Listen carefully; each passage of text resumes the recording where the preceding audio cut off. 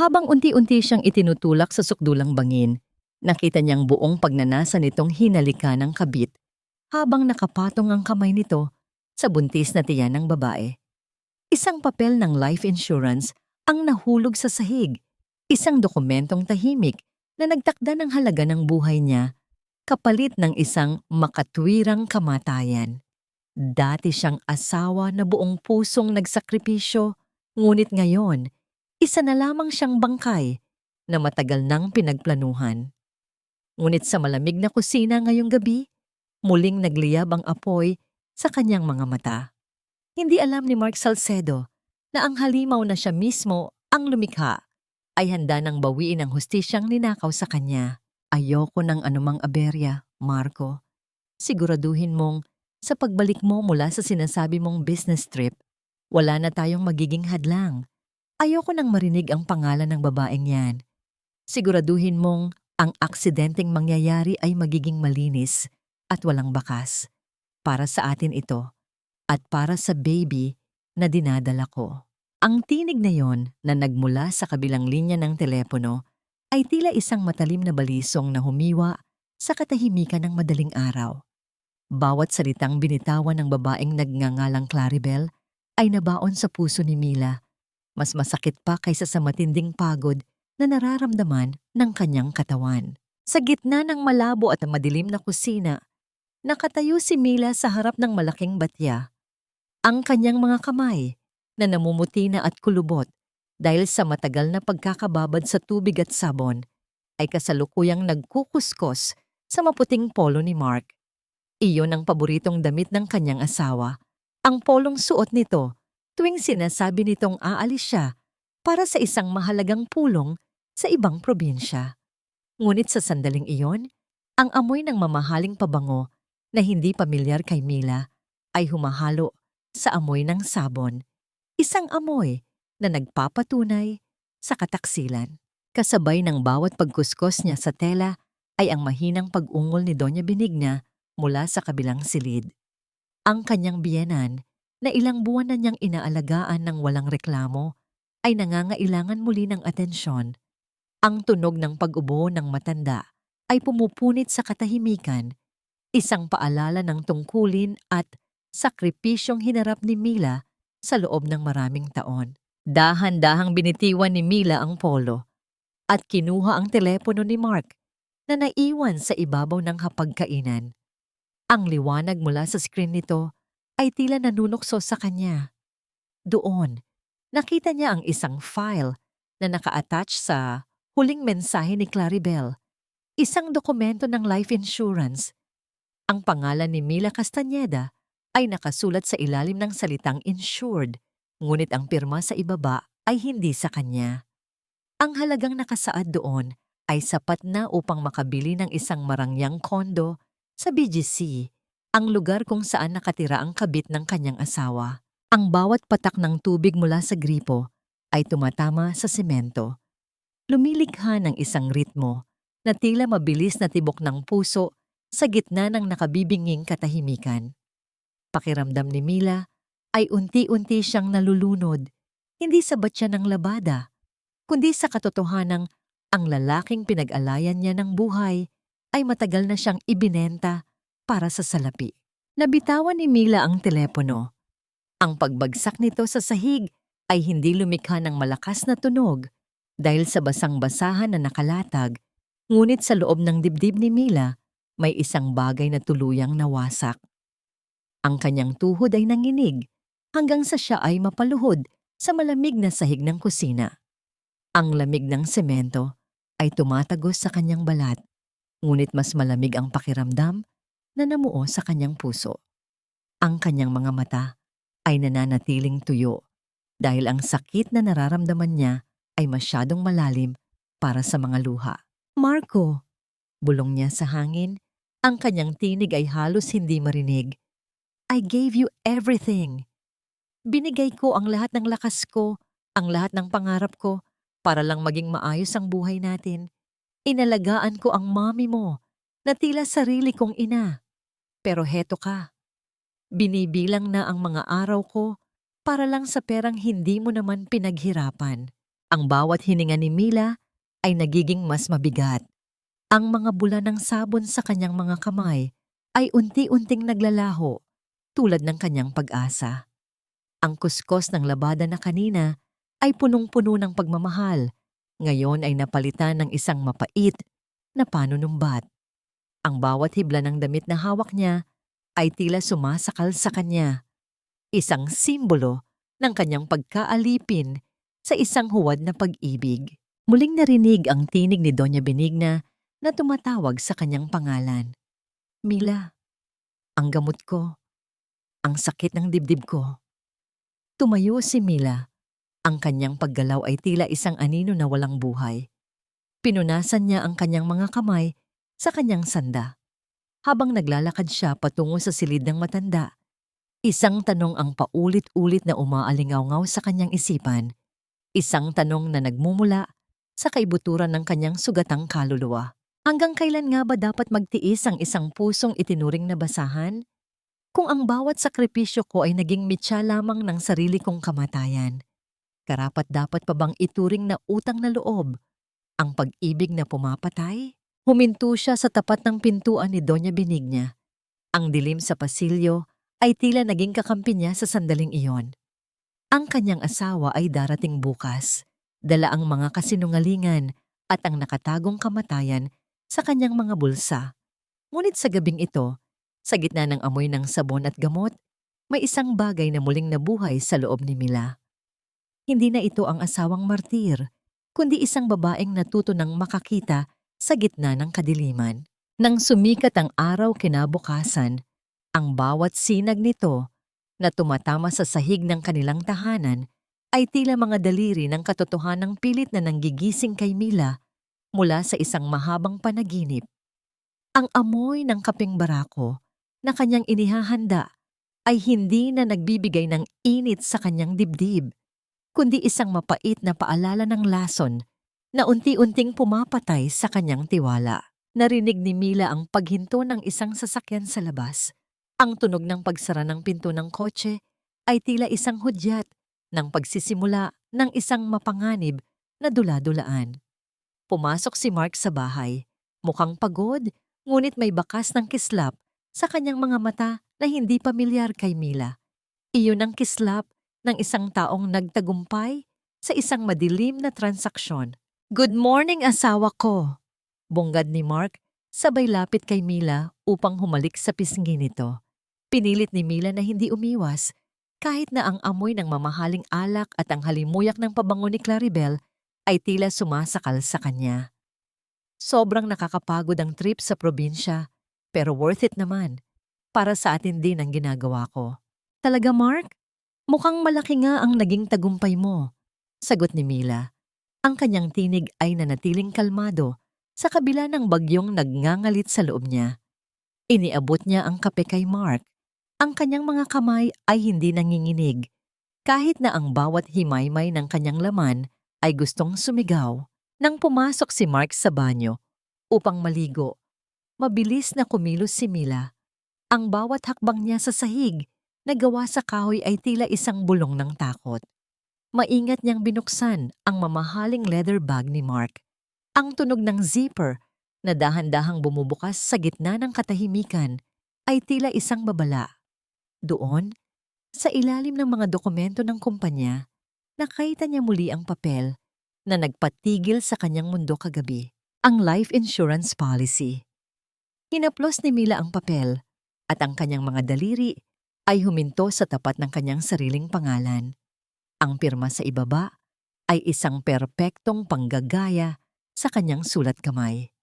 Isang malamig na kilabot ang gumapang sa kanyang likod nang mapagtanto niyang ang bawat kurba ng panulat na yon ay binuo ng kamay ng taong pinangakuan siyang poprotektahan habang buhay.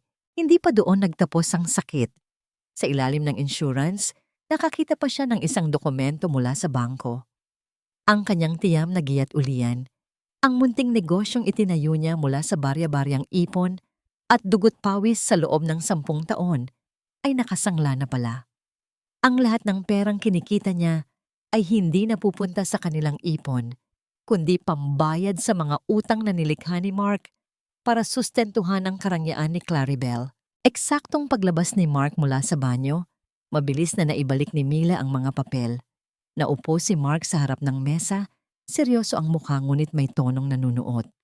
Mila, may sasabihin ako sa'yo. Malapit na tayong lumipat sa kondo. Sa BGC, maganda doon, asawa ko. Malapit sa opisina ko at hindi mo na kailangang magtrabaho ng ganito kahirap. Pati si Mommy, mas magiging komportable doon. Tumingin si Mila sa kanyang asawa at sa unang pagkakataon, hindi na pag-ibig ang nakita niya, kundi ang isang manipulatibong estranghero. Kondo sa BGC? Mark, saan tayo kukuha ng pera para doon? Ang laki ng gasto sa gamot ni Mommy at ang labanderya ko ay sapat lang para sa pang-araw-araw. Ngumiti si Mark, isang ngiting tila nagmula sa isang pusong wala ng konsensya. Huwag mong intindihin ang pera, Mila. May mga investments ako na malapit nang mag-mature. Basta magtiwala ka lang sa akin. Konting tiis na lang at magiging maayos ang lahat. Alam mo namang ikaw ang priority ko, di ba? Ang bawat salitang binibitawan ni Mark ay tila mga pako na ibinabaon sa kabaong ng kanilang pagsasama. Alam ni Mila na ang kondo na sinasabi nito ay ang premyo sa kanyang nakaplano ng kamatayan. Ang bawat I love you ni Mark ay tila isang lason na nakabalot sa asukal. Habang pinapanood ni Mila ang kanyang asawa na masayang humihigop ng kape, isang mapait na desisyon ang nabuo sa kanyang isipan. Hindi siya papayag na maging isang istatistika lang sa listahan ng mga biktima ng insurance fraud. Kung ang pag-ibig ni Mark ay isang kasinungalingang nakamamatay, ang kanyang katahimikan ay magiging isang sandata ng katotohanan. Sige, Mark, magtitiwala ako sa'yo. Bulong ni Mila, ang kanyang mga mata ay nakatuon sa isang hindi nakikitang puntod sa kalsada ng kanilang hinaharap.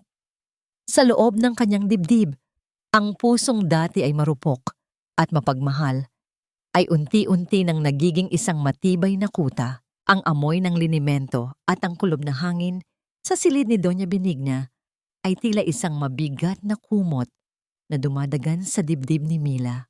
Sa ilalim ng malamlam na ilaw ng lampara, ang kanyang biyenan ay tila isang aninong unti-unting naglalaho. Ang bawat paghinga ng matanda ay may kasamang hirap, isang tunog ng hangin na pilit na dumadaan sa nanunuyong lalamunan na nagpapabilis sa tibok ng puso ni Mila sa kaba. Pumasok si Mark sa silid, bit-bit ang isang baso ng tubig at ang mga tableta na ayon sa kanya ay bagong niresta ng doktor. Ang bawat hakbang ng kanyang mga sapatos sa sahig ay tila isang mabagal na martilyo na tumatama sa katahimikan. Mila, bakit hinayaan mong uminit ng ganito ang katawan ni Mommy? Sabi ko sa'yo, bantayan mong maigi ang pag-inom niya ng gamot. Kung hindi mo kaya ang simpleng tungkulin na ito, baka mas mabuting ilipat na natin siya sa pasilidad na mas maayos. Wika ni Mark. Ang kanyang boses ay puno ng paninisi, ngunit may bahid ng nakakalasong tamis. Binigay ko ang lahat ng kailangan niya, Mark. Hindi ako umalis sa tabi niya, sagot ni Mila, habang pilit na pinapakalma ang kanyang nanginginig na mga daliri. Pinanood niya si Mark habang maingat nitong pinapainom ang matanda.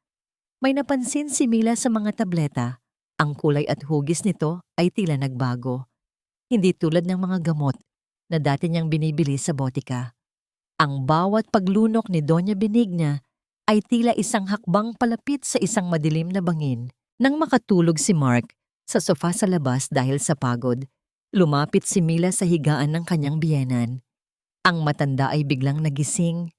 Ang kanyang mga mata ay nanlalaki sa takot at ang kanyang mga kamay ay nangangapa sa hangin hanggang sa mahawakan nito ang braso ni Mila.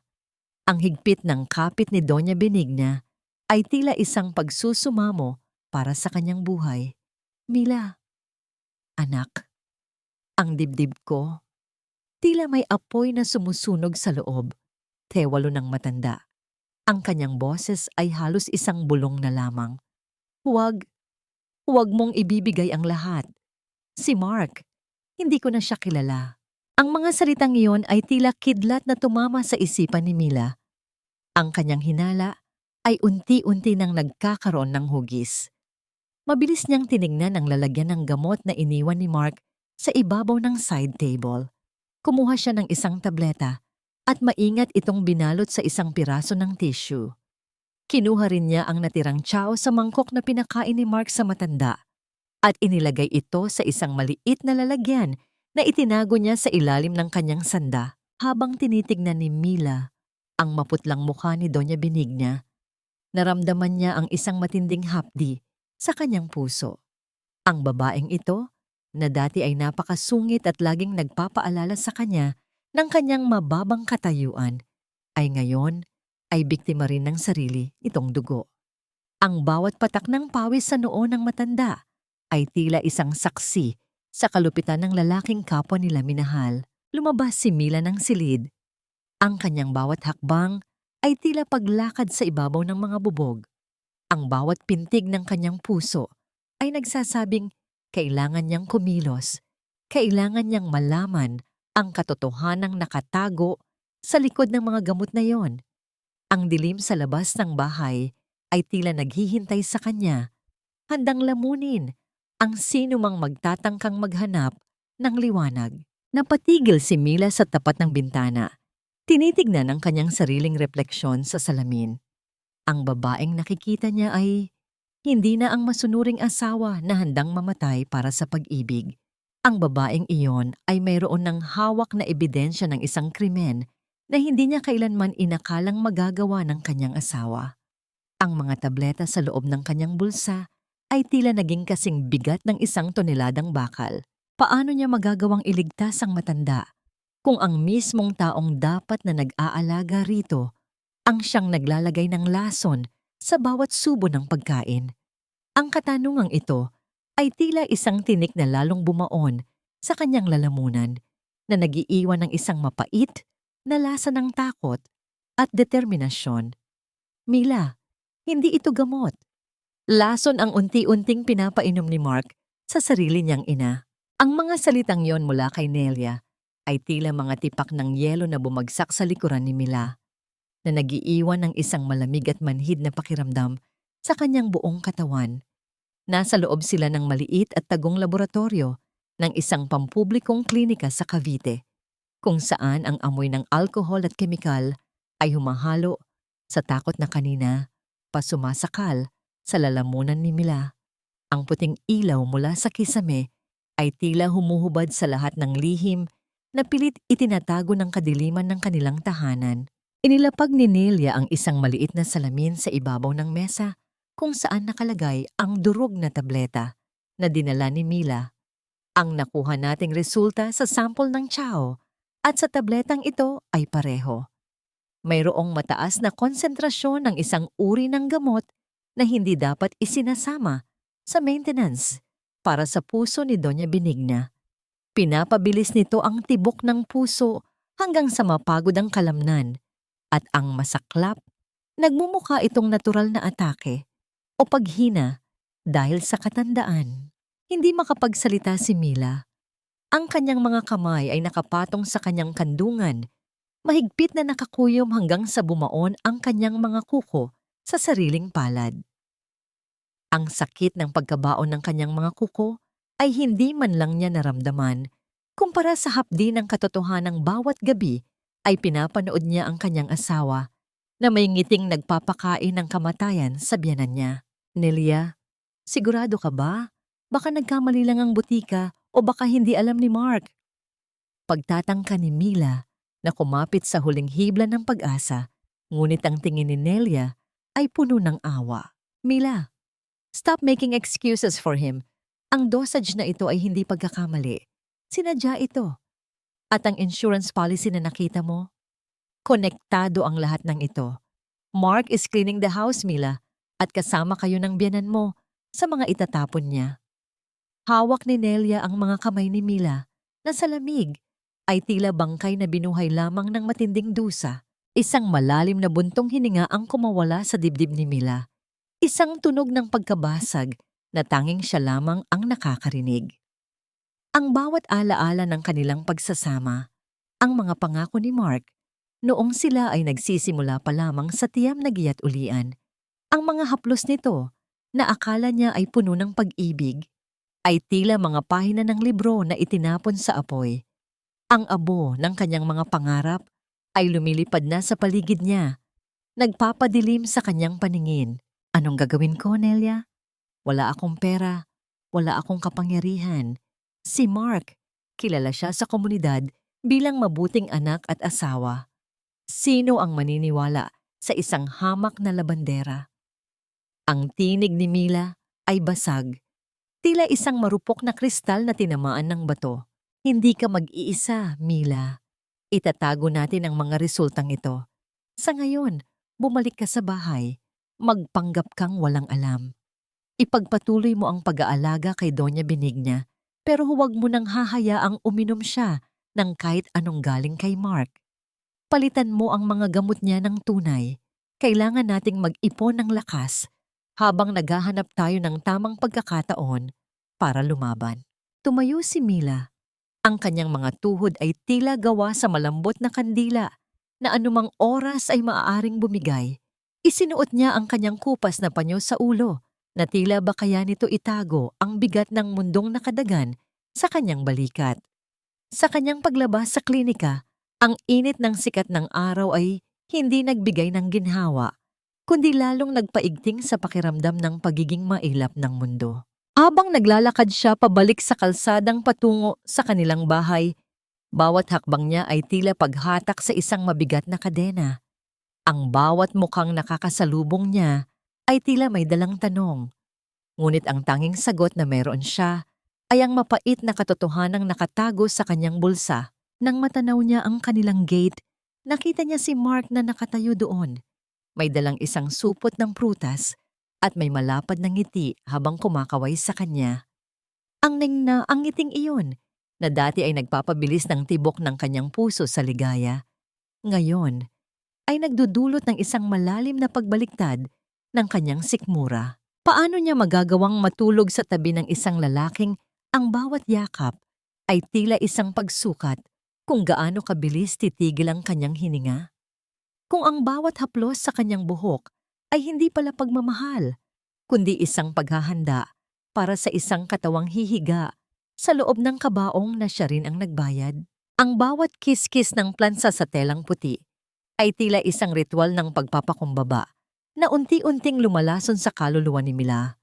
Maingat niyang inaayos ang kwelyo ng polo ni Mark, ang mismong damit na isusuot nito sa kanyang pag-alis na ang akala ng mundo ay isang paglalakbay patungo sa Frankfurt, Germany. Ngunit para kay Mila, ang bawat tupi ng tela ay tila isang layer ng kasinungalingan na kailangan niyang pagtiisan.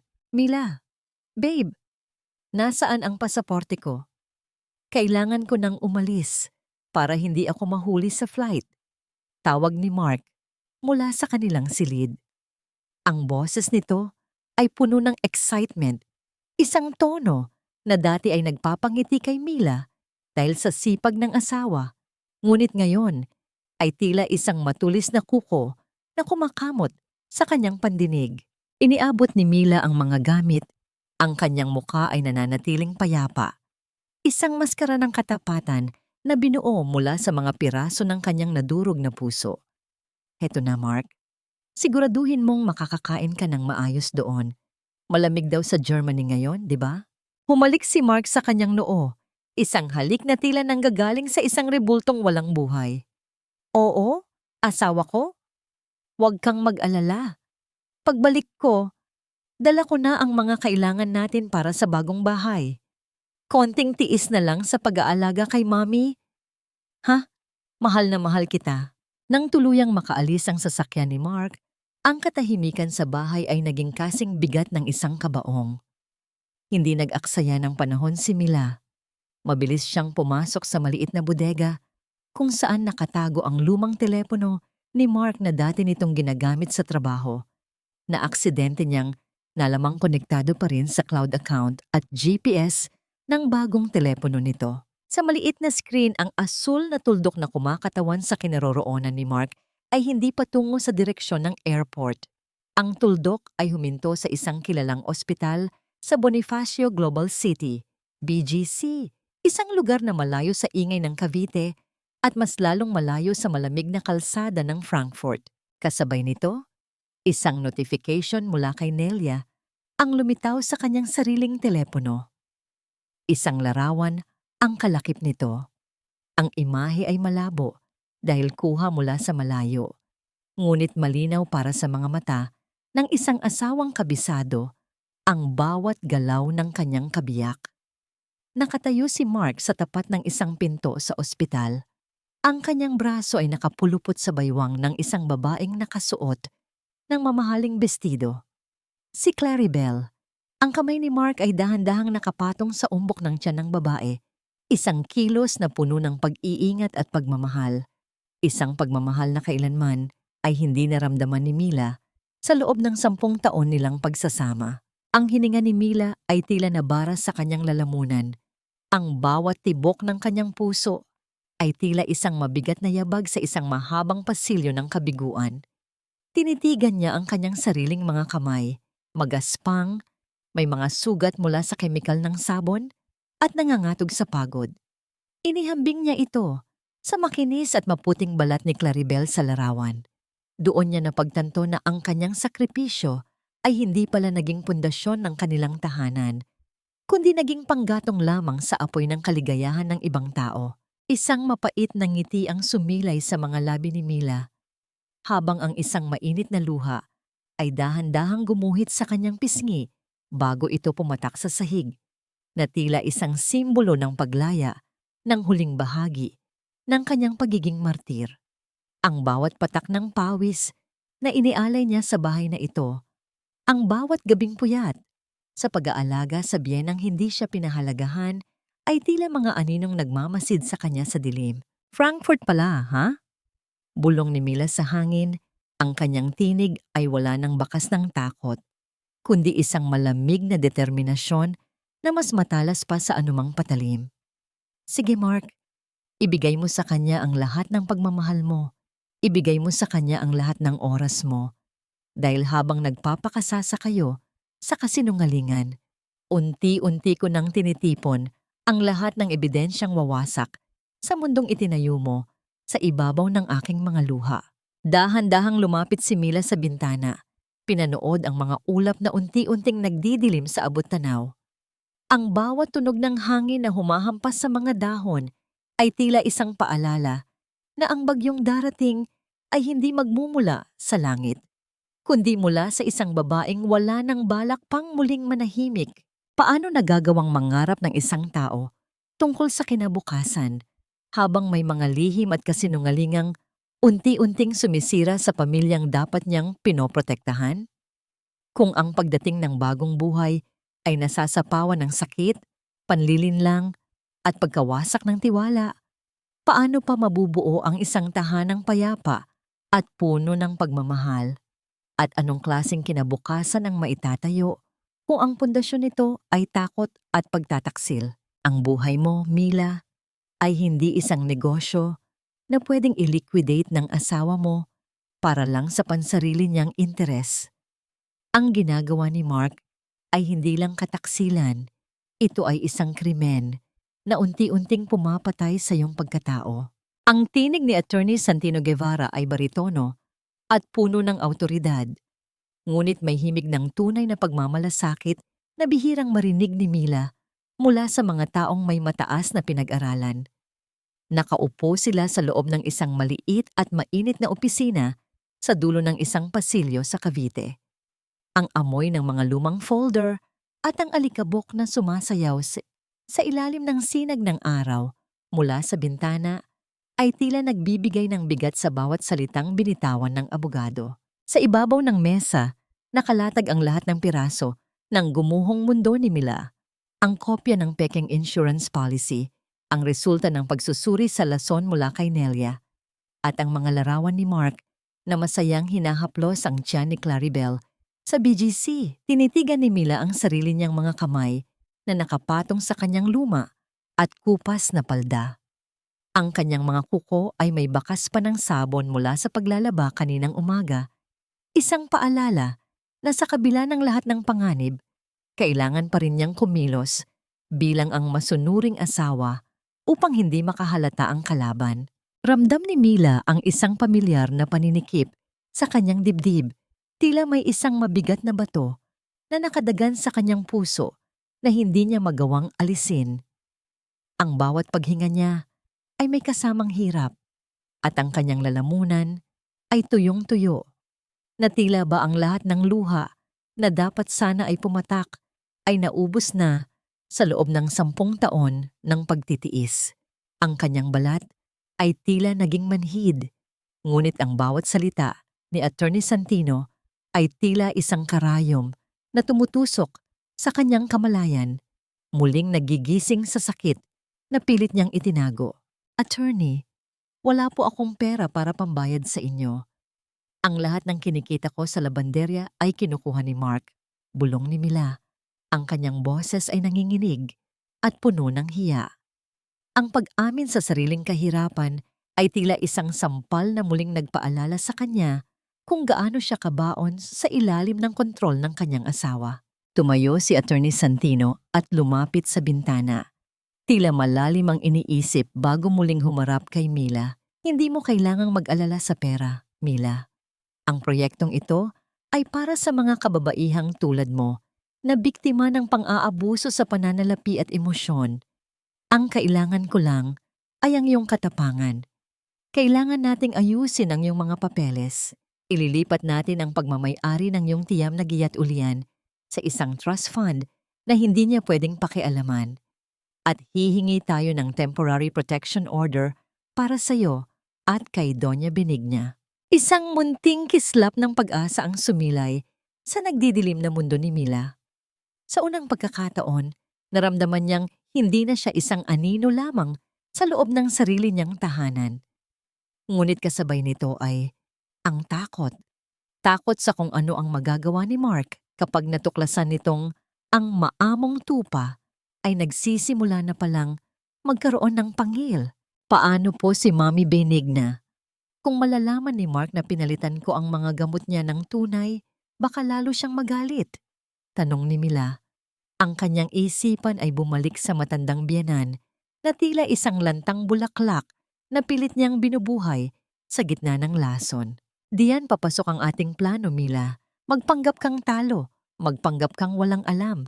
Hayaan mong maniwala si Mark na nasa ilalim pa rin niya ang iyong leeg habang unti-unti nating pinuputol ang mga tali na nakakabit sa iyo.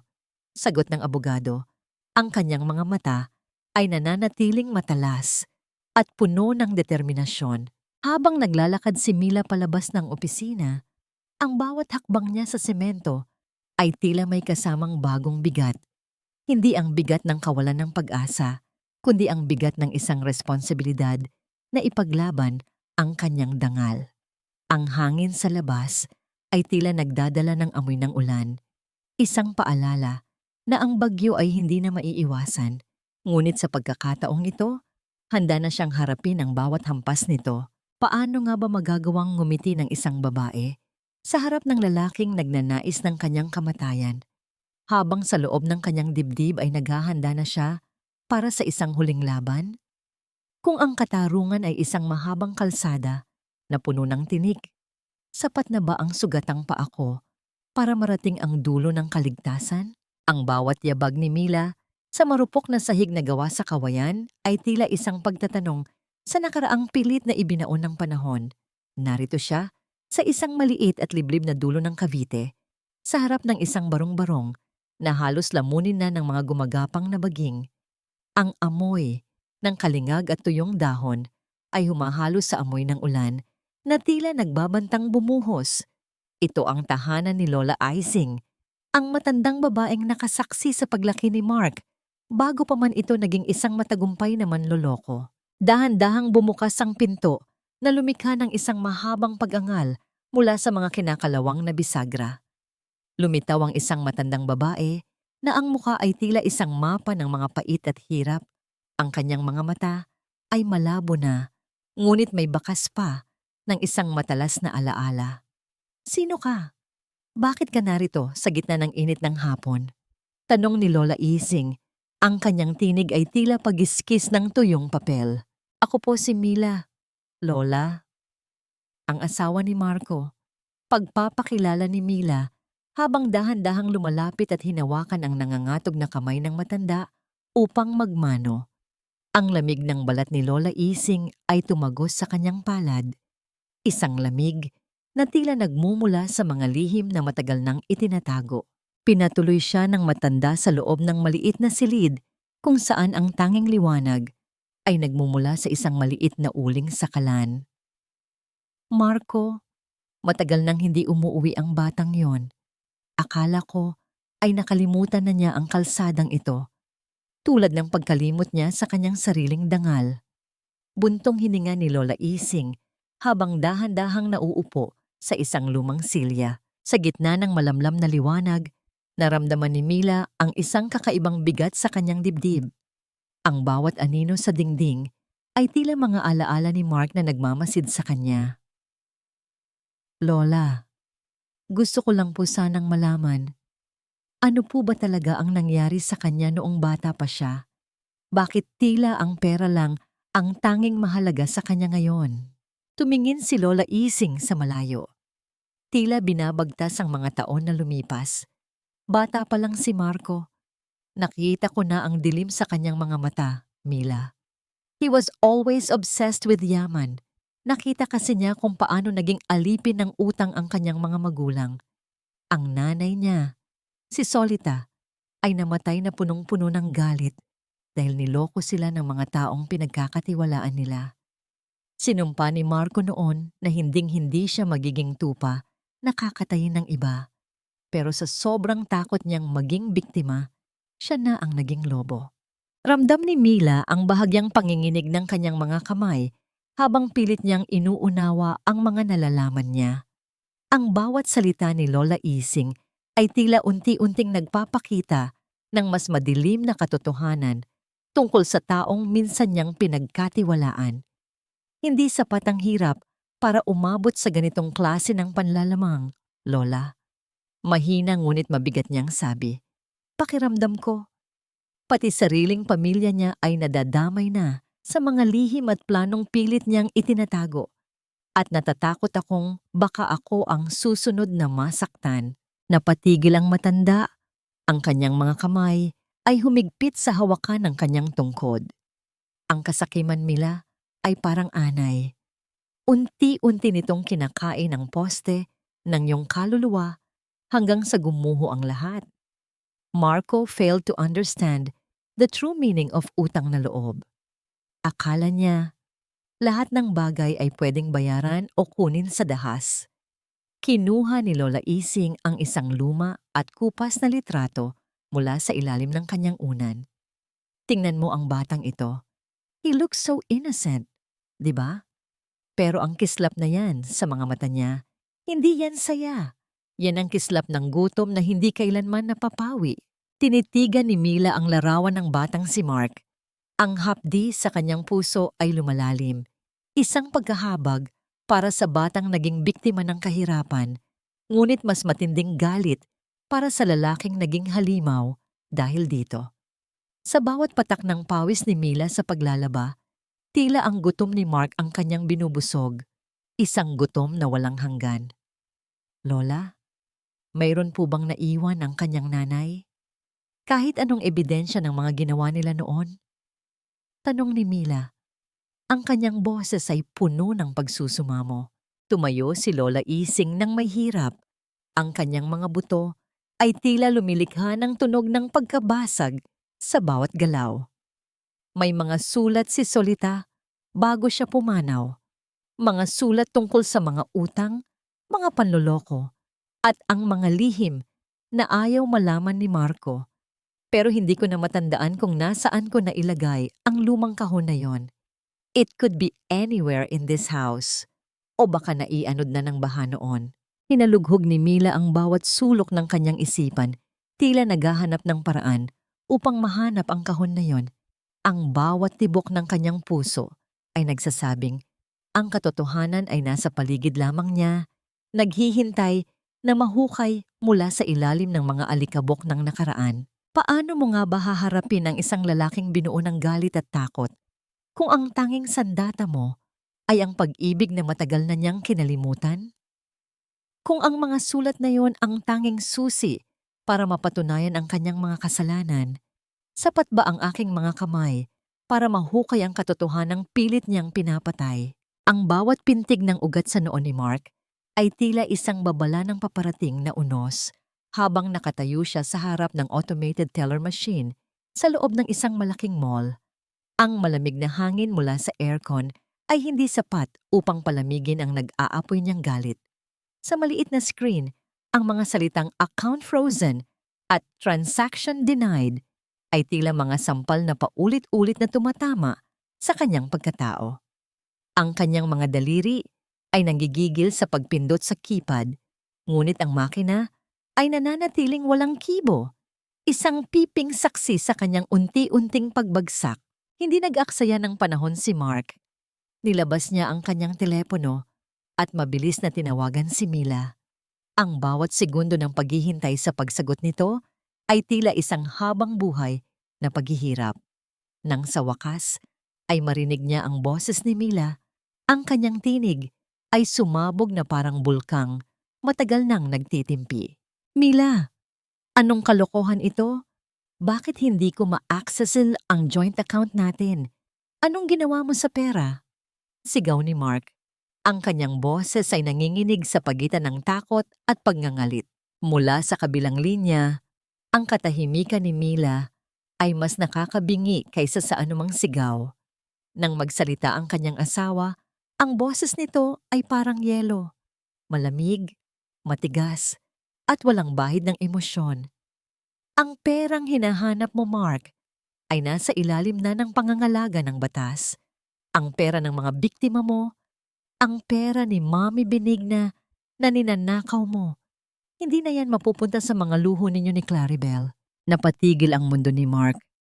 Ang kanyang hininga ay naging mababaw at mabilis. Mila, nababaliw ka na ba? I did everything for us. Lahat ng sakripisyo ko sa trabaho para sa kinabukasan natin yon. Huwag kang maniwala sa mga maling hinala mo. You're being ungrateful. Akala ko ba ay mahal mo ako? Mahal? Isang mapait na tawa ang kumawala kay Mila. Isang tunog na tila pagkiskis ng bakal sa simento. Ang pagmamahal ay hindi naglalagay ng lason sa pagkain ng sariling ina. Ang pagmamahal ay hindi nagnanakaw ng tiyam na giya't ulian ng sariling asawa.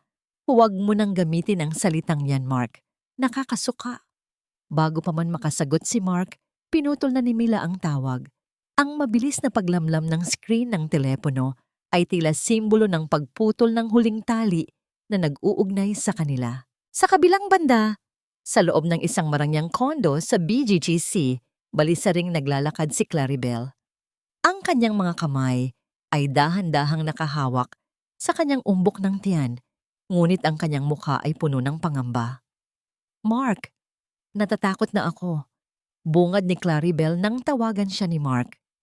May mga taong nagtatanong-tanong na tungkol sa insurance. Baka malaman nila ang lahat. Kailangan na nating umalis ng bansa. Sabi mo ay maayos na ang lahat. Claribel, makinig ka. Gulantang na sagot ni Mark.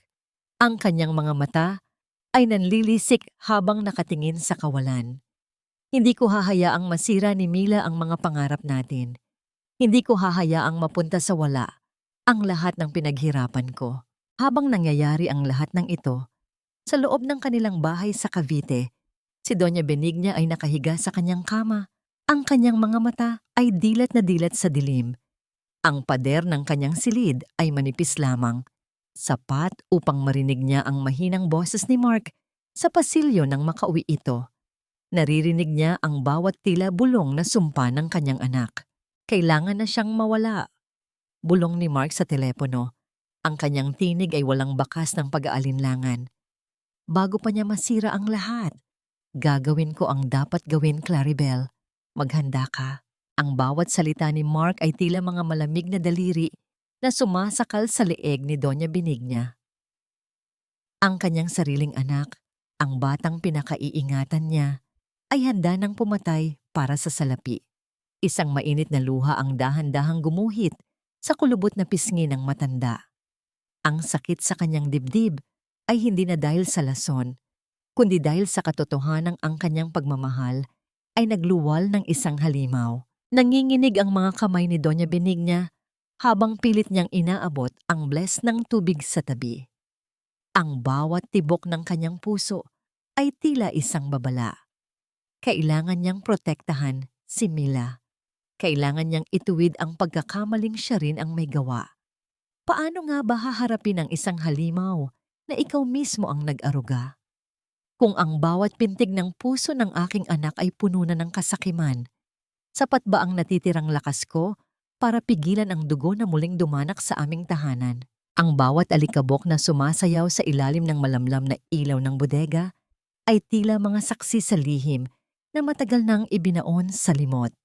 Sa gitna ng mga lumang gamit at amoy ng amag, nakaluhod si Mila sa harap ng isang kinakalawang na baul. Ang bawat tunog ng pag-angat niya sa takip ng baul ay tila pagprotesta ng kahoy sa katahimikan ng gabi.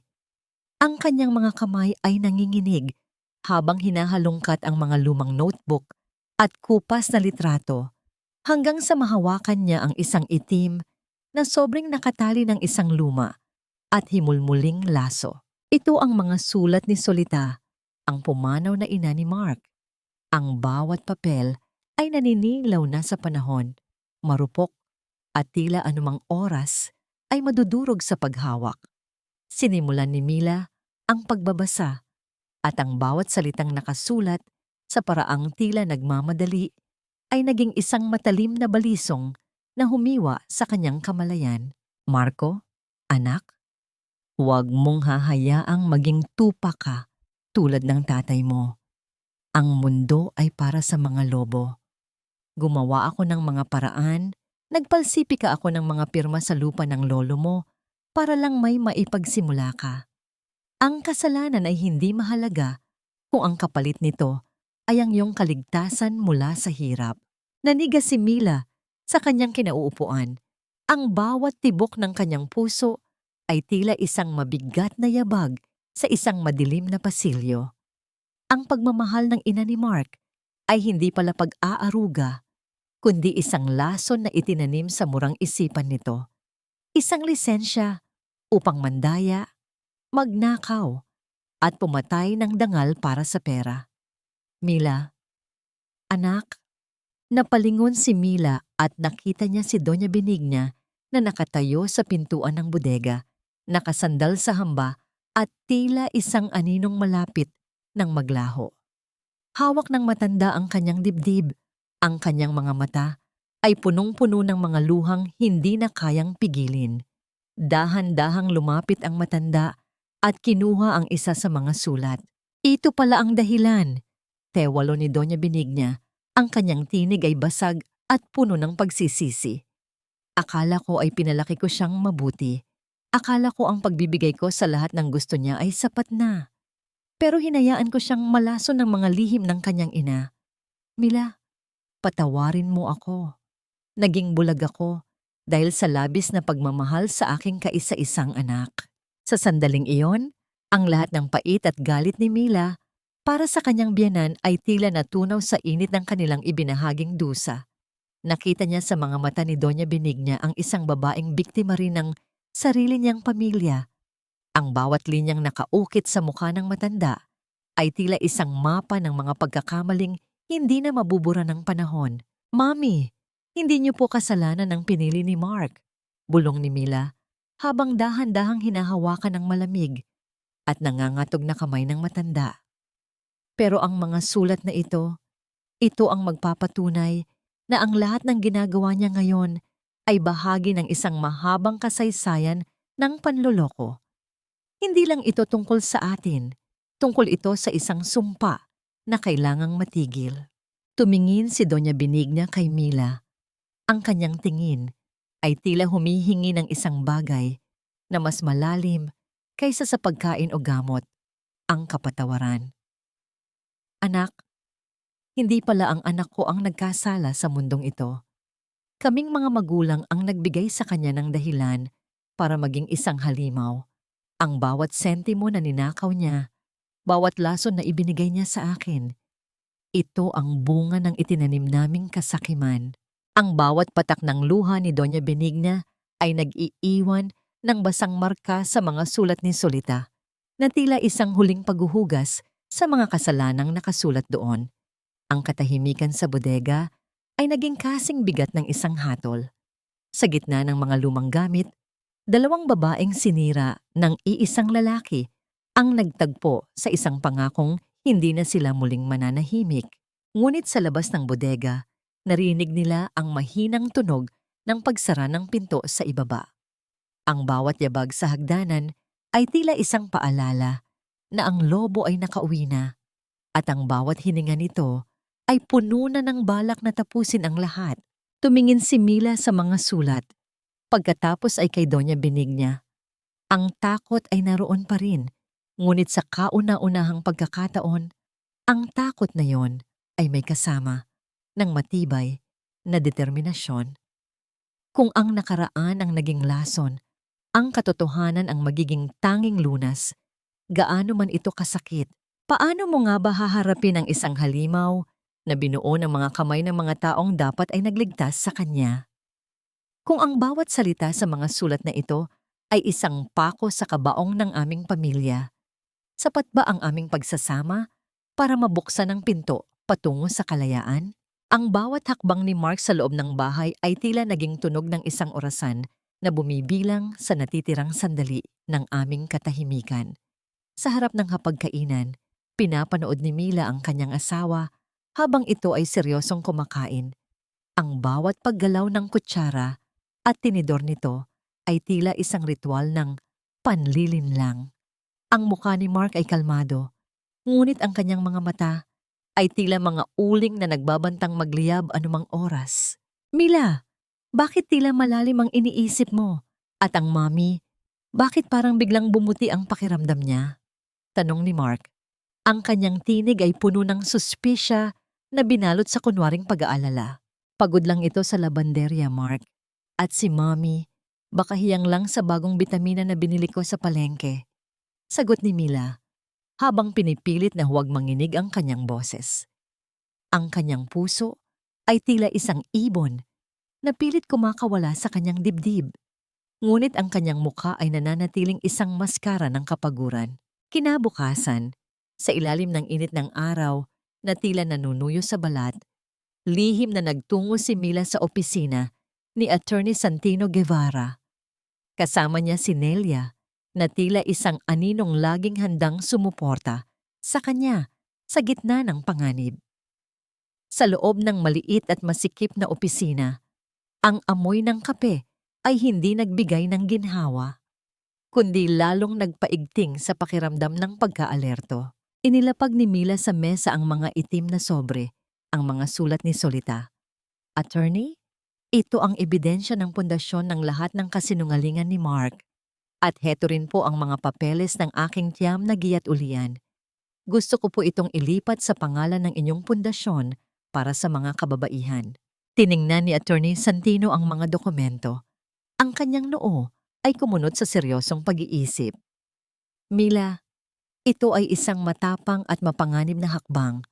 Kapag nalaman ni Mark na nawala sa kontrol niya ang iyong negosyo, maaaring lalo siyang maging marahas. Sigurado ka na ba sa desisyong ito? Sigurado na po ako, attorney. Mas mabuti nang mawala sa akin ang lahat kaysa hayaan siyang gamitin ang aking pagod para pumatay ng dangal. Tugon ni Mila. Ang kanyang tinig ay matatag na tila isang batong hindi matitinag ng agos.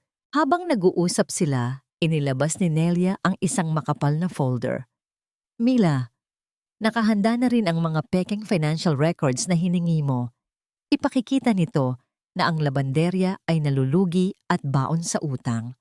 Ito ang gagamitin nating pain para maging kampante si Mark na wala ka ng perang magagamit laban sa kanya. Isang munting ngiti ang sumilay sa mga labi ni Mila.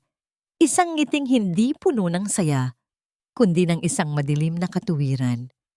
Ang bawat pahina ng peking record na yon ay tila mga hibla ng sapot na unti-unting bumabalot sa leeg ng kanyang asawa. Nang makauwi si Mila, sinalubong siya ni Doña Benigna sa pasilyo. Ang matanda ay tila mas tumikas ang tindig. Ang kanyang mga mata ay wala na ng labo ng takot. Anak, ayos na ba ang lahat? Huwag kang mag-alala. Kasama mo ako sa bawat hakbang. Ang anak kong iyon, kailangan niyang matutunan ang bigat ng bawat sentimong ninakaw niya mula sa ating kaluluwa. Hawak kamay ang dalawang babae sa gitna ng dilim ng pasilyo, isang eksenang tila pagtatagpo ng dalawang henerasyon ng dusa na nagpasya na ng lumaban. Ang pakiramdam ng palad ni Doña Benigna na nakapatong sa kamay ni Mila ay nagbigay ng isang uri ng init na mas masarap pa sa anumang kumot. Ito ang init ng pagkakaisa sa gitna ng pagtataksil. Mami, kailangan nating maging maingat. Ang susunod na hakbang ay ang paglalagay ng pain na hinding-hindi niya matatanggihan. Bulong ni Mila, ang kanyang paningin ay nakatuon sa pinto ng silid ni Mark. Ang katahimikan sa bahay ay tila naging isang fauday, isang proteksyon laban sa panganib na nasa loob din mismo ng kanilang tahanan. Sa bawat tibok ng puso ni Mila, nararamdaman niya ang pagbuo ng isang plano na hihigit pa sa katarungan. Ito ay tungkol sa pagbawi sa bawat piraso ng kanyang sarili na itinuring na basahan. Ngunit sa gitna ng kanilang pagpaplano, isang tawag ang dumating sa telepono ni Mark na aksidenteng narinig ni Mila mula sa kabilang dingding. Ang boses ni Claribel ay puno ng kagalakan, isang tunog na tila isang babala. Mark, nakuha ko na ang impormasyon. Ang insurance ay malapit ng ma-release. Kailangan na lang natin ang huling pirma o ang huling hininga. Napatigil si Mila. Ang kanyang hininga ay tila naging yelo sa kanyang baga. Ang laban ay hindi na lang tungkol sa pera. Ito ay isang karera, laban sa oras para sa kanyang sariling buhay. Ang bawat makulay na banderitas na sumasayaw sa ihip ng hangin sa gitna ng plaza ng Cavite ay tila mga panandaliang palamuti sa isang entablado ng napipintong kaguluhan. Ang amoy ng inihaw na liempo at matamis na kakanin ay humahalo sa alikabok na pinalilipad ng mga paa ng mga taong nagsasaya sa pista ng baryo. Ang malakas na tunog ng banda ng musiko ay tila yumayanig sa bawat hibla ng hangin, isang masayang ingay na kabaligtaran ng nakabibinging kaba sa loob ng dibdib ni Mila. Suot ni Mila ang isang maayos at malinis na bestidong bulaklakin, isang bihirang pagkakataon na hinubad niya ang kanyang uniforme bilang labandera. Kasama niya si Nelia at Attorney Santino na nakasuot ng simpleng polo shirt upang makihalubilo sa karamihan. Alam ni Mila na sa bawat sulok, ang mga mata ng mga tsismosa at lalo na ang mga mata ni Mark ay nakabantay. Ito ang kanyang entablado at bawat kilos niya ay dapat mag-iwan ng marka. Mila, sigurado ka ba rito? Nakikita ko na si Mark sa kabilang panig ng kalsada. Bulong ni Nelia habang kunwaring tumatawa sa isang biro. Ang kanyang mga mata ay pasimpleng nakasulyap sa isang lalaking nakatayo sa ilalim ng puno ng mangga na walang iba kundi ang kanyang asawa. Hayaan mo siyang manood, Nelia. Hayaan mong makita niya ang inaakala niyang pagtataksil ko. Sagot ni Mila. Ang kanyang tinig ay matatag kahit ang kanyang puso ay tila isang tambol na mabilis ang pagtibok. Lumapit siya kay Attorney Santino at sadyang inayos ang kwelyo nito, isang kilos na puno ng pagpapanggap na lambing. Attorney, gawin natin ang lahat para magmukhang totoo. Mula sa malayo, ang mga kamao ni Mark ay mahigpit na nakakuyom. Ang kanyang mga kuko ay tila ibinabaon sa sariling palad, hanggang sa maging maputi ang kanyang mga kaso-kasuan. Ang bawat tawa ni Mila na naririnig niya sa gitna ng ingay ng pista ay tila mga sampal sa kanyang pagkatao. Ang akala niyang maamong tupa na nakakulong sa bahay ay ngayon ay masayang kasama ang isang lalaking hindi niya kilala. At ang mas masakit, nakita niyang bumunot si Mila ng makapal na bundle ng pera. Mga perang akala niya ay wala na sa asawa dahil sa pagkalugi ng labanderya upang bumili ng mga mamahalin at malalaking pasalubong sa isang tindahan. Hindi na nakapagpigil si Mark. Humakbang siya palapit. Ang kanyang bawat yabag sa tuyong lupa ay tila nagdadala ng bigat ng kanyang galit. Ngunit bago pa siya makalapit, hinarang siya ni Attorney Santino na tila ba hindi sinasadya. Mr. Salcedo, tama ba? Nakita kita sa ilang dokumento kamakailan. Wika ni Attorney Santino, ang kanyang tinig ay kalmado at may bahid ng nakakalitong awtoridad. Ako si Santino. Nag-uusap lang kami ni Mila tungkol sa mga kaso ng insurance fraud at mga lalaking nagnanakaw ng dangal ng kanilang mga asawa. Napaka-interesante ng mga ganitong kwento, hindi ba? Ang bawat salita ng abogado ay tila mga karayom na tumutusok sa balat ni Mark. Pakiramdam niya ay nahubaran siya sa gitna ng karamihan.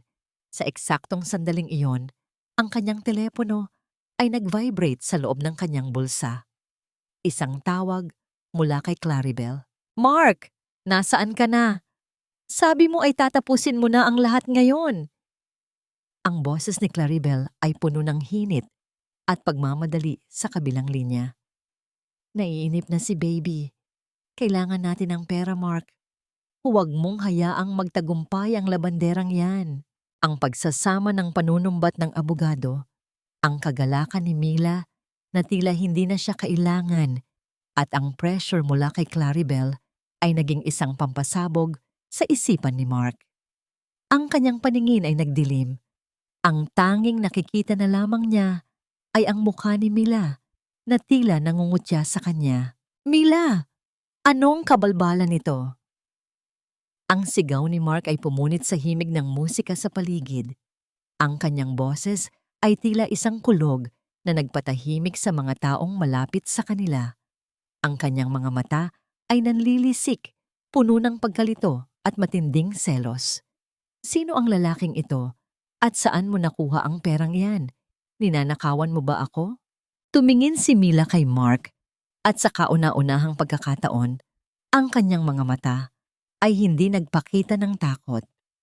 Sa halip, isang malamig na kapayapaan ang namayani sa kanyang mukha. Isang katahimikang mas nakakatakot kaysa sa anumang sigaw. Ang bawat patak ng pawis sa noo ni Mark ay tila isang saksi sa kanyang unti-unting pagkawala ng kontrol. Ang bagyo ay hindi na lang basta nagbabanta. Ito ay nagsimula na. At sa gitna ng masayang pista ng baryo, ang tunog ng pagkabasag ng isang pamilya ay tila mas malakas pa kaysa sa anumang paputok sa langit. Ang bawat bulong ng mga kapitbahay na nakapaligid sa kanila ay tila mga huni ng kuliglig na nagbibigay ng kakaibang bigat sa hangin. Sa gitna ng plaza, kung saan ang lahat ay dapat nagsasaya, ang tensyon sa pagitan ni Mila at Mark ay tila isang kuryenteng gumagapang sa tuyong lupa. Ang mukha ni Mark ay tila litson na namumula sa galit.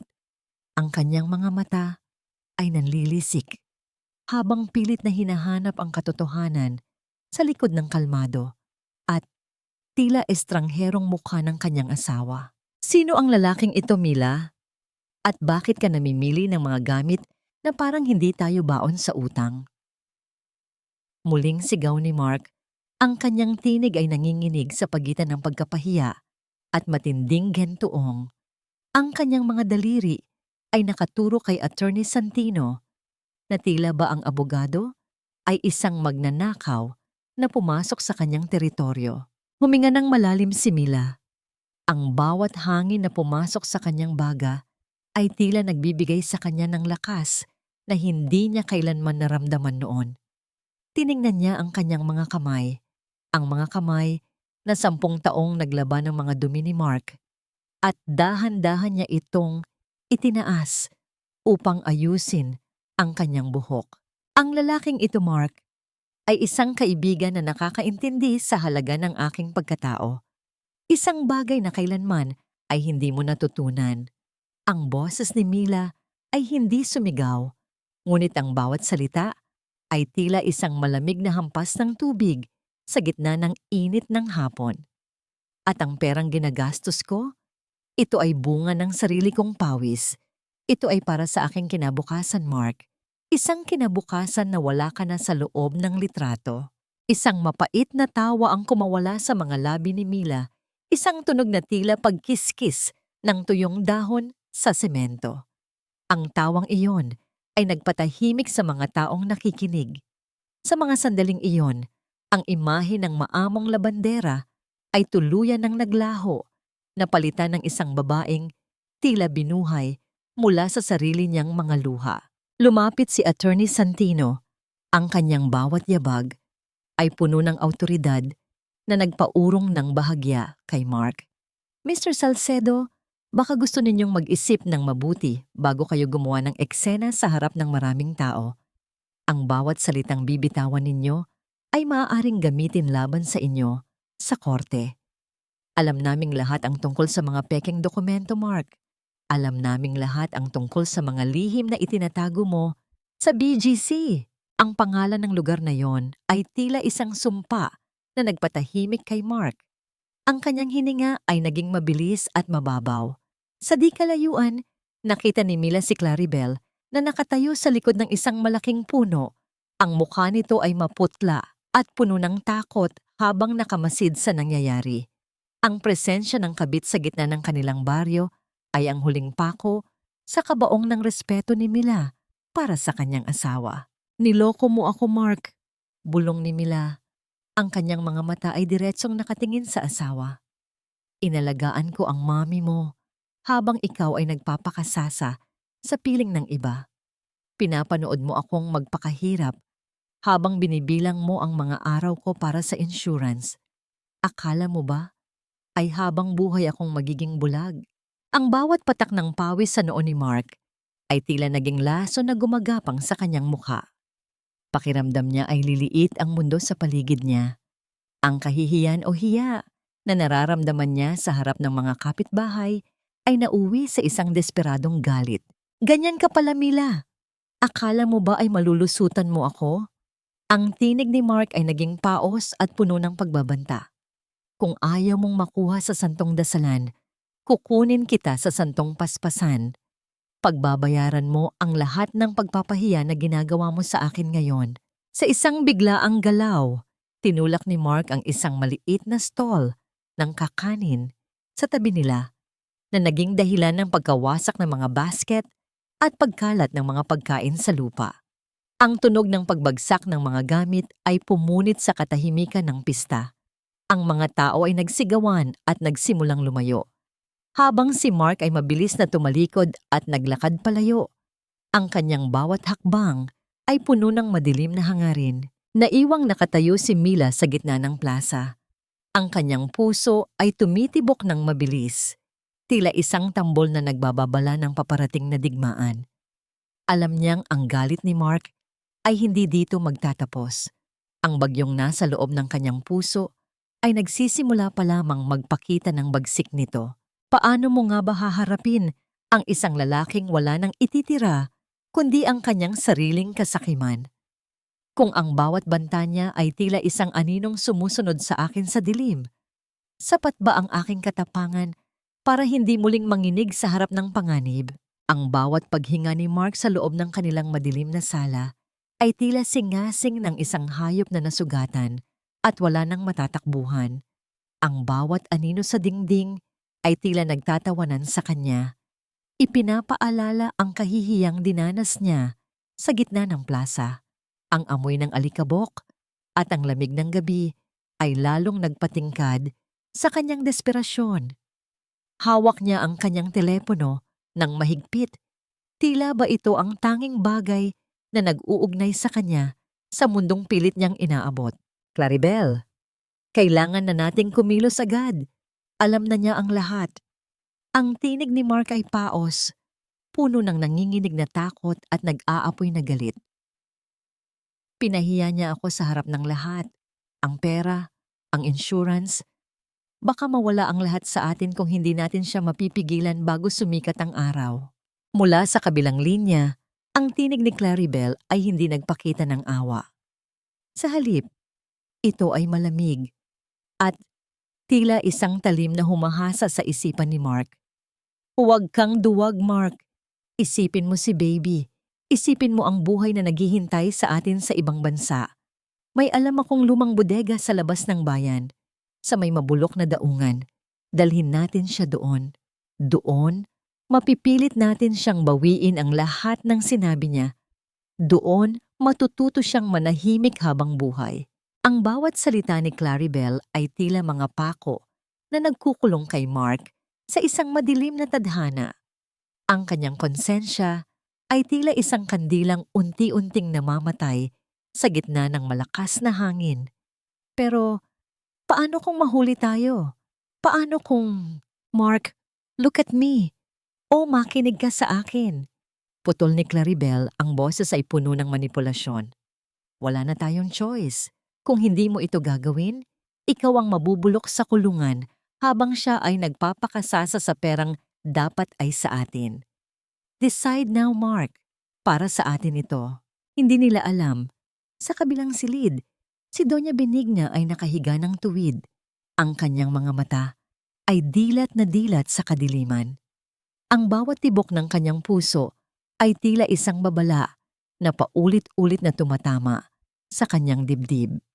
Ang kanyang sariling dugo, ang kanyang kaisa-isang anak, ay nagpaplano ng isang bagay na mas masahol pa sa kamatayan.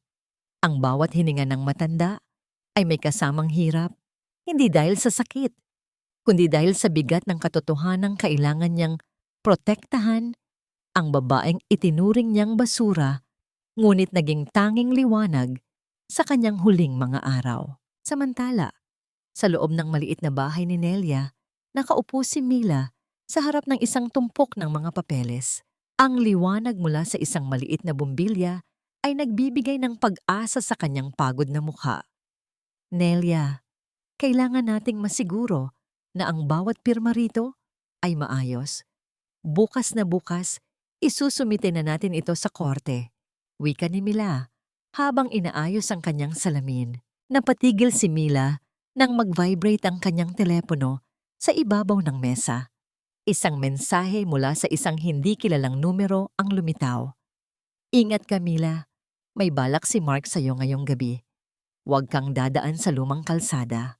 Ang bawat himaymay ng laman ni Mila ay tila nanigas.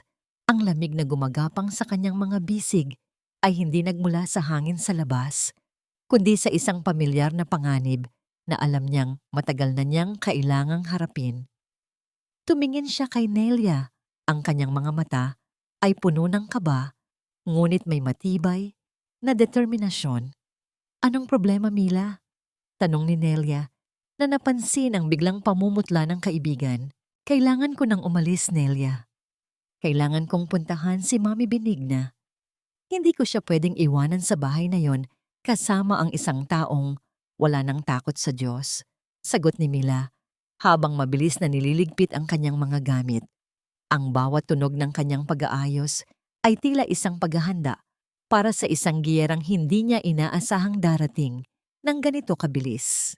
Sa labas, ang gabi ay tila naging kasing itim ng tinta. Ang mga bituin ay nagtatago sa likod ng makakapal na ulap, tila ayaw saksihan ang kasamaang nakatadhana. Ang bawat ihip ng hangin ay nagdadala ng babala, isang bulong ng panganib na naghihintay sa bawat kanto. Paano nga ba magagawa ng isang babae na tumakas sa isang bitag na inihanda ng taong dati niyang itinuring na tahanan? Kung ang bawat kalsadang tatahakin ko ay puno na ng panganib, sapat ba ang aking panalangin para mailigtas hindi lang ang aking sarili, kundi ang matandang walang ibang inaasahan, kundi ako?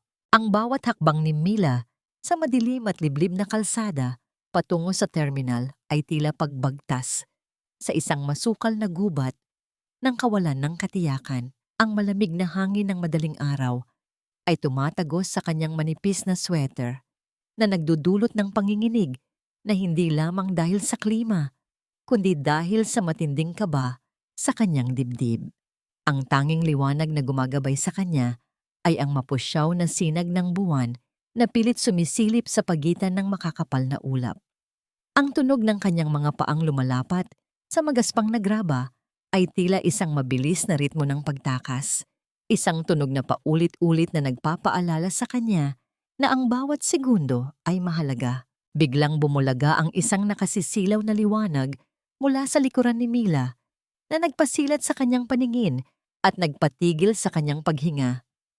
Ang ugong ng isang sasakyang mabilis na huminto sa kanyang tapat ay tila isang babala ng panganib na matagal na niyang kinatatakutan. Mula sa loob ng madilim na kotse, lumabas si Mark na ang muka ay tila isang maskara ng galit at desperasyon. Kasunod si Claribel na may mapait at mapang-uyam na ngiti sa kanyang mga labi. Mila, sumama ka sa amin. Huwag mo nang pahirapan ang sarili mo. Ginagawa ko ito para sa ikabubuti nating lahat. Ang tinig ni Mark ay nanginginig. Isang halo ng pakiusap at pagbabanta na tila isang laso na binalot sa asukal. Para sa atin, Mark? O para sa pera ninyo? Ang sagot ni Mila ay matatag. Kahit na ang bawat himaymay ng kanyang laman ay nanginginig sa takot. Hindi na siya ang maamong asawa na madaling saktan. Siya ngayon ay isang babaeng may baon na katotohanan. Sa isang biglaang pagkilos, hinawakan ni Mark ang braso ni Mila ng napakahigpit. Isang pagkakahawak na tila bakal na nag-iwan ng hapdi sa kanyang balat. Pinilit nila siyang isakay sa likuran ng sasakyan habang si Claribel ay nanunood ng may halong katuwaan. Don't be a hero, Mila. You're just a laundry woman. Manahimik ka na lang para hindi ka masaktan.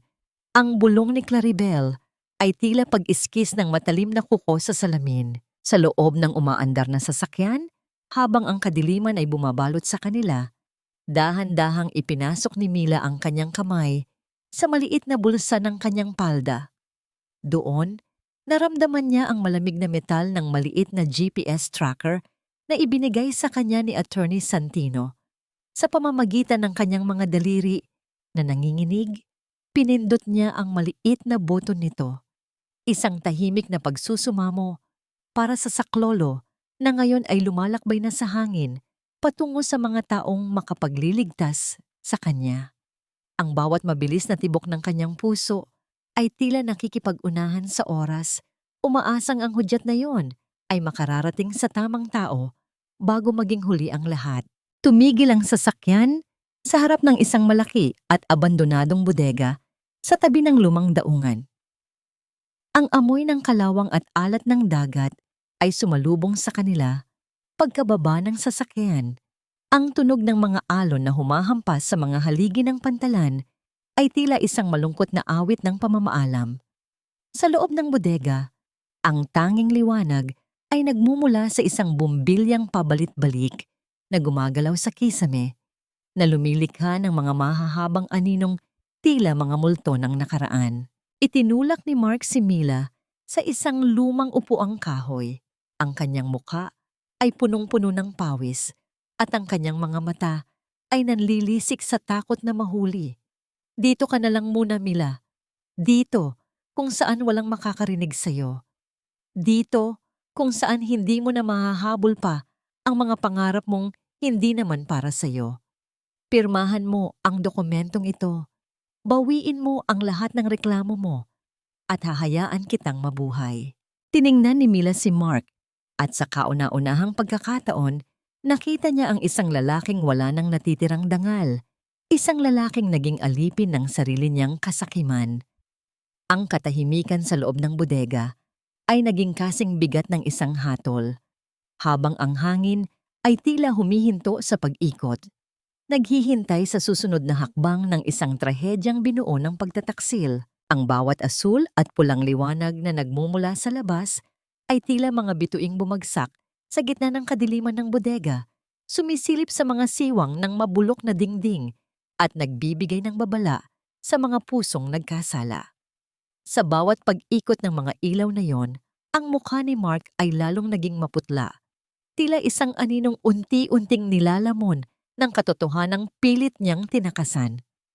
Ang pawis na dumadaloy sa kanyang noo ay hindi na lamang dahil sa init, kundi dahil sa malamig na katotohanang ang kanyang binuong bitag ay siya na palang mismong kulungan. Ang paghinto ng maraming sasakyan sa labas ay lumikha ng isang mabigat na katahimikan na mas nakakabingi pa kaysa sa anumang sigaw. Narinig ni Mila ang mabilis na yabag ng mga paa sa semento, isang tunog na nagpabilis sa tibok ng kanyang puso. Ngunit sa pagkakataong ito, hindi na sa takot, kundi sa pag-asang matatapos na ang kanyang dusa. Nang bumukas ang malaking pinto ng bodega, ang liwanag mula sa labas ay tila isang malakas na agos na tumangay sa lahat ng dilim sa loob. Mr. Salcedo, bitawan mo ang asawa mo at itaas mo ang iyong mga kamay. Ang tinig ni Attorney Santino ay umalingaw-ngaw sa buong gusali, puno ng awtoridad at katiyakan. Kasunod nito ang pagpasok ng mga alagad ng batas. Ang kanilang mga bawat kilos ay tila isang maayos na ritual ng katarungan. Si Mark ay napaatras.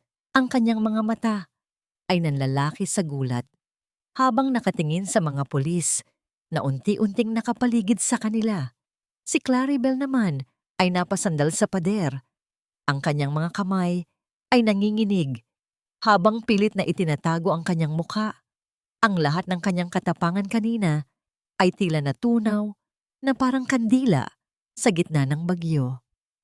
Ang bawat klik ng posas na inilapat sa mga kamay ni Mark ay tila tunog ng pagkabasag ng lahat ng kanyang pangarap na itinayo sa kasinungalingan. Mabilis na lumapit si Attorney Santino kay Mila at dahan-dahang kinalagan ang mga taling nakasakal sa kanyang mga kamay. Sa sandaling iyon, ang hininga ni Mila na tila kanina pa nakabara sa kanyang lalamunan ay tuluyan ng kumawala. Isang matinding panghihina ang dumaloy sa kanyang mga tuhod. Ngunit bago pa man siya tuluyang bumagsak, sinalo siya ng matitibay na bisig ng abogado. Ang init ng pagmamalasakit na yon ay tila isang lunas na humahaplos sa kanyang mga sugat. "Ayos ka na, Mila! Ligtas ka na!" Bulong ni Attorney Santino, ang boses ay puno ng ginhawa. Tumingin si Mila kay Mark, habang ito ay tinutungo ng mga pulis patungo sa labas. Ang kanyang asawa ay nagpumiglas, ang muka ay punong-puno ng galit at kawalan ng pag-asa. "Hindi ito ang katapusan, Mila. Akala mo ba ay nanalo ka na? Pagbabayaran mo ang lahat ng ito." Ang sigaw ni Mark ay tila huling desperadong kahol ng isang asong walang nang matuluyan. Tumayo ng tuwid si Mila. Pinunasan ng dumi sa kanyang pisngi at hinarap ang lalaking naging dahilan ng kanyang mahabang pagtitiis. Ang bawat hibla ng kanyang pagkatao ay tila nagniningning sa ilalim ng ilaw ng katarungan. "Ito na ang simula, Mark. Ang simula ng pagbabayad mo sa bawat patak ng luha ko, sa bawat lason na ibinigay mo kay Mommy, at sa bawat kasinungalingang itinuring mong katotohanan. Tapos na ang oras ng pagtatago mo." Habang pinapanood ni Mila ang pag-alis ng mga sasakyan ng pulis, nadama niya ang isang kakaibang gaan sa kanyang dibdib. Ang amoy ng alat mula sa dagat ay hindi na nagpapaalala ng panganib, kundi ng isang panibagong simula. Ang gabi ay malapit na ring matapos, at sa pagbubukang liwayway, alam niyang hindi na siya muling maglalaba ng mga duming hindi sa kanya. Paano mo nga ba lilingunin ang isang buhay na puno ng dusa kung ang bawat hakbang mo palayo ay tila pagyakap sa isang bagong pag-asa? Kung ang katarungan ay nakamit na sa gitna ng kadiliman, sapat ba ang liwanag ng umaga para hilumin ang pusong matagal nang nagdurusa? Nang muling humakbang si Mila papasok sa kanilang tahanan, ang bawat sulok na dati ay tila binabalot ng malapot na takot ay tila nakakahinga na ng maluwag. Ang amoy ng sabon at malinis na labada na dati ay simbolo ng kanyang pagkaalipin, ngayon ay tila halimuyak na ng kalayaan. Ngunit sa likod ng bawat anino sa pasilyo, naroon pa rin ang hapdi ng mga alaalang hindi basta-basta mabubura ng isang gabi ng katarungan. Dahan-dahang binuksan ni Mila ang pinto ng silid ni Doña Benigna. Ang liwanag ng umaga ay sumisilip sa pagitan ng mga kurtina, tumatama sa mukha ng matanda na tila isang lantang dahon na pilit na kumakapit sa sanga. Nang magtama ang kanilang mga mata, ang lahat ng pader na itinayo ng galit at maling akala sa loob ng 10 taon ay biglang gumuho. Ang bawat luhang pumatak mula sa mga mata ni Doña Benigna ay tila isang paghuhugas sa kanyang sariling konsensya. Mila, anak, pabalik ka na. Tewalo ng matanda. Ang kanyang tinig ay basag at puno ng pagsisisi. Inabot niya ang kamay ni Mila at hinawakan ito ng mahigpit. Isang pagkakahawak na tila humihingi ng tawad sa bawat pasakit na hinayaan niyang mangyari. Patawarin mo ako, Hija. Naging bulag ako. Pinaniwalaan ko ang dugo kaysa sa dangal. Akala ko ay proteksyon ang ibinibigay ko kay Marco. Pero lason pala ang itinatanim ko sa kanyang puso. Naupo si Mila sa gilid ng kama at niyakap ang kanyang biyenan. Ang bawat hikbi nila ay tila isang kanta ng pakikiramay, dalawang babaeng kapwa, ninakawan ng kinabukasan ng iisang lalaki. Mami, tapos na po iyon. Hindi niyo po kailangang pasanin ang kasalanan ni Mark. Ang mahalaga po ngayon, buhay tayo at magkasama nating itatama ang lahat. Sa gitna ng kanilang pagyakap, dahan-dahang inabot ni Doña Benigna ang isang maliit na pilus na kahon mula sa ilalim ng kanyang unan. Binuksan niya ito at tumambad ang isang nagniningning na kwintas na gawa sa mga perlas ng dagat. Ito ang pamana ng aking ina. Itinago ko ito dahil akala ko ay ibibigay ko ito sa magiging apo ko kay Marco. Pero ngayon, alam ko na kung sino ang tunay na karapat-dapat. Mila, ang perlas ay nabubuo sa loob ng kabibi sa gitna ng sakit at hirap. Parang ikaw, hayaan mong ang kwintas na ito ang maging simbolo na ikaw ay tunay na Salcedo sa puso at sa dangal. Ramdam ni Mila ang lamig ng mga perlas sa kanyang palad, ngunit ang init na dumadaloy sa kanyang puso ay mas matindi pa sa anumang hiyas. Sa labas ng silid, nakatayo si Attorney Santino, pinapanood ang tagpong iyon ng may malalim na respeto. Ang bawat dokumentong hawak niya, ang mga sulat ni Solita at ang mga testimonya laban kay Mark ay tila naging kasinggaan ng papel dahil sa kapayapaang namamayani sa loob ng silid. Attorney, handa na po kami. Wika ni Doña Benigna, ang kanyang tinig ay wala na ng bakas ng pag-aalinlangan. Sasama ako sa korte, sasabihin ko ang lahat. Hindi ko hahayaang ang huling kabanata ng buhay ko ay maging isang kasinungalingan. Ipaglalaban ko ang anak kong ito na turing ay basahan ng aking tunay na anak. Ang bawat salita ng matanda ay tila isang matibay na pangako na nagpapatatag sa kalooban ni Mila. Habang inaalalayan niya si Doña Benigna patungo sa sasakyang magdadala sa kanila sa korte, nadama ni Mila na ang bigat ng kanyang dusa ay unti-unti nang napapalitan ng isang uri ng lakas na hindi kayang sirain ng anumang yaman. Ang bawat hakbang nila sa semento ay tila isang pagpapatunay na ang pagpapatawad ay hindi tanda ng kahinaan, kundi ang pinakamataas na anyo ng katapangan. Paano nga ba magagawang buuin muli ang isang pamilyang winasak ng kasakiman kung ang bawat piraso ay may bakas ng dugo at lason? Kung ang pag-ibig ay naging mitya ng kapahamakan, sapat ba ang pagsisisi ng isang ina para mabigyan ng bagong liwanag ang bukang liwayway ng aming buhay? Ang bawat hininga sa loob ng malamig at seryosong silid ng hukuman ay tila may kasamang bigat ng libu-libong salita na hindi mabigkas. Ang amoy ng lumang kahoy at ang mahinang panginginig ng hangin mula sa aircon ay nagbibigay ng isang uri ng katahimikan na tila ba ang buong mundo ay nakahinto upang saksihan ang huling hatol ng tadhana. Sa gitna ng silid, nakaupo si Mila na ang tindig ay tuwid at ang mukha ay payapa. Isang kapayapaang hindi nagmula sa kawalan ng sakit, kundi sa pagtanggap sa bawat sugat na kanyang tinamo. Sa kabilang panig, sina Mark at Claribel ay anino na lamang ng kanilang dating marangyang pagkatao. Ang mga damit nilang tila mamahalin ay hindi na maitago ang pangangayayat at ang dilim sa ilalim ng kanilang mga mata. Ang bawat sulyap ni Mark sa paligid ay puno ng takot at pag-iwas, habang si Claribel ay nakayuko. Ang kanyang mga kamay ay mahigpit na nakakuyom sa kanyang kandungan. Tila pilit na itinatago ang panginginig ng kanyang buong katawan. Tumayo ang lahat para sa kagalang-galang na hukom. Ang tinig ng court officer ay umalingaw-ngaw. Isang hudyat na ang oras ng paglulubid ng buhangin ay tapos na. Nang tumayo si Mila upang magbigay ng kanyang huling testimonya, ang kanyang tinig ay hindi nanginginig.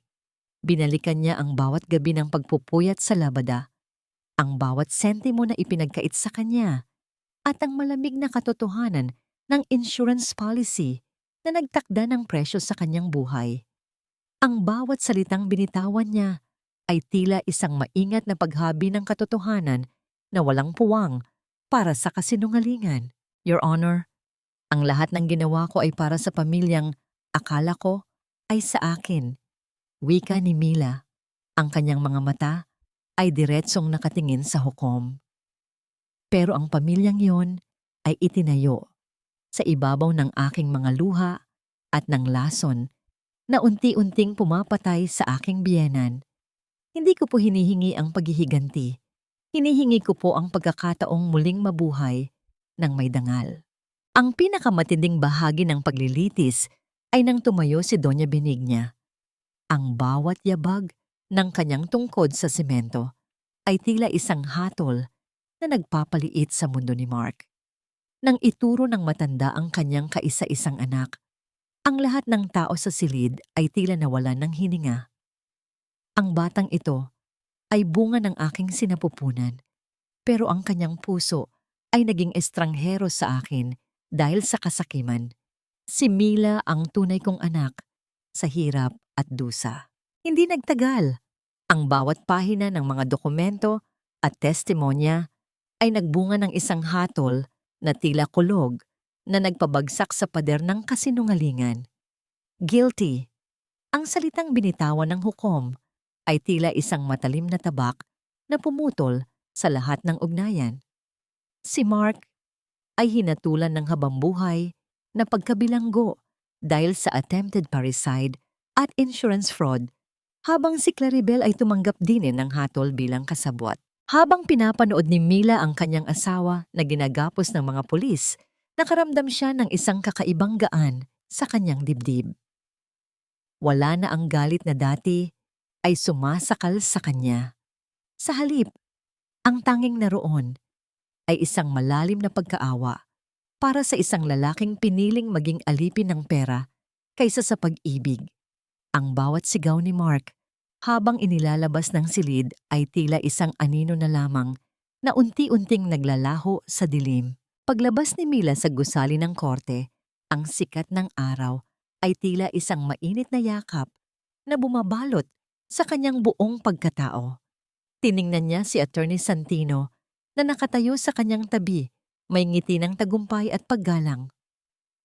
Attorney, maraming salamat.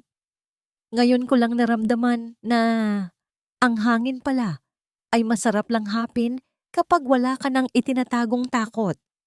Deserve mo ang kapayapaang ito, Mila. Sagot ng abogado.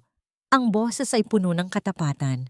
Tinitigan ni Mila ang malayo, kung saan ang mga kalsada ng Cavite ay tila nag-aanyaya sa kanya sa isang bagong simula. Ang pera na kanyang nabawi at ang tiyam na giya't ulian na ngayon ay malaya na, ay gagamitin niya upang itayo ang Linis Dangal, isang lugar kung saan ang bawat dumi ng nakaraan ay lalabhan at papalitan ng bagong pag-asa para sa mga kababaihang tulad niya. Tumayo siya sa tapat ng kanyang bagong tindahan. Ang kanyang mga kamay ay hinahaplos ang karatula na gawa sa kahoy. Ang bawat kislap ng kanyang mga mata ay nagsasabing ang labandera ay hindi na kailanman muling yuyuko sa sino mang nais siyang gawing basahan. Paano nga ba magagawang ngumiti ng isang babaeng galing sa abo ng pagkakanulo kung ang bawat hakbang niya ngayon ay puno na ng sarili niyang liwanag? Kung ang pinto ng Linis Dangal ay bukas na para sa lahat, sapat ba ang aking lakas para hilumin ang hindi lamang ang aking buhay, kundi ang buhay ng mga taong naliligaw rin sa dilim. Ang bawat halimuyak ng mga puting bulaklak ng sampagita na nakabitin sa harap ng munting tahanan ni Mila sa Cavite ay tila isang matamis na hininga ng kalikasan na nagbibigay ng kakaibang panatag sa kanyang kalooban. Sa hapon na yon, ang sikat ng araw ay hindi na nakapapaso, kundi tila isang banayad na haplos ng isang kaibigan sa kanyang balikat. Naupo si Mila sa kanyang paboritong upuang kahoy sa beranda. Hawak ang isang panulat at isang malinis na papel. Ang bawat bahagyang pagkiskis ng dulo ng bolpen sa papel ay tila paglikha ng mga bagong bakas ng isang buhay na wala ng bahid ng lason at dumi. Sa kanyang isipan, dahan-dahang naglalakbay ang mga gunita ng nakaraan. Madalas siyang tanungin ng kanyang mga kasama sa linis dangal. Ang tiyam na giya't ulian na ngayon ay naging kanlungan na ng mga kababaihang biktima ng pang-aabuso. Kung napatawad na ba niya si Mark? Sa loob ng kanyang dibdib, ang sagot ay tila isang malinaw at payapang batis. Ang pagpapatawad para kay Mila ay hindi nangangahulugang paglimot sa sakit o muling pagtanggap sa lalaking sumira sa kanyang tiwala. Ito ay ang pagpili na huwag nang bitbitin ang mabigat na kadena ng puot sa kanyang paglalakad patungo sa bukas. Ang bawat gabi na mahimbing ang kanyang tulog, na walang takot na baka hindi na siya magising, ay ang kanyang pinakamalaking tagumpay. Ang kapatawarang iyon ay hindi para kay Mark, kundi para sa kanyang sariling kaluluwa na matagal nang nagutom sa katahimikan. Nakahanap din ng sariling payapa si Doña Benigna sa bawat sulat na natatanggap ni Mila mula sa maayos na tahanan para sa mga nakatatanda na pinili mismo ng matanda. Nararamdaman niya ang isang bagong uri ng pag-ibig. Sa huling sulat nito, binanggit ni Doña Benigna ang kagalakan niya sa pagtatanim ng mga gulay at ang pakikipagkaibigan sa mga kapwa niya lola. Salamat, Mila, sa pagtuturo sa akin na ang tunay na yaman ay hindi ginto, kundi ang tapang na ipaglaban ang dangal. Ang mga salitang iyon ay tila naging isang mainit na kumot na bumabalot sa puso ni Mila tuwing gabi. Ang ugnayang binuo ng dusa ay ngayon ay pinatitibay na ng tunay na pagkilala sa isa't isa bilang mga tao, hindi bilang magbiyenan na may mga itinakdang tungkulin. Habang pinagmamasdan ni Mila ang mga kababaihan sa kanyang paligid na masayang naglalaba at nagkukwentuhan sa linis dangal, napagtanto niya ang pinakamahalagang aral ng kanyang paglalakbay. Ang bawat mantsa sa tela ay kayang alisin ng sabon at tubig, ngunit ang mantsa sa dangal ay tanging ang sariling paninindigan lamang ang makapaghuhugas. Ang kapangyarihan ng isang babae ay hindi nasusukat sa haba ng kanyang pagtitiis sa ilalim ng kamay ng mapang-api, kundi sa kanyang lakas na tumayo, itapon ang basahan, at isuot ang korona ng kanyang sariling pagkatao. Ang pag-asa ay hindi isang bituin na malayo sa langit. Ito ay ang bawat maliliit na hakbang na ginagawa natin para iligtas ang ating sarili mula sa dilim. Tumayo si Mila at lumapit sa bakod. Pinunasan ng dumi sa kanyang mga kamay na ngayon ay may mga kuko ng maayos at malinis. Tumingin siya sa abot-tanaw kung saan ang langit ay unti-unti nang nagiging kulay ube at kahel. Wala na ang takot sa gabi, wala na ang pangamba sa bawat pag-uwi. Ang bawat pintig ng kanyang puso ay isang awit ng kalayaan, isang himig na nagsasabing ang labandera ay isa na ngayong reyna ng sarili niyang mundo. Dahan-dahan niyang isinara ang kanyang mga mata, hinahayaan ang hangin na tangayin ang huling anino ng nakaraan.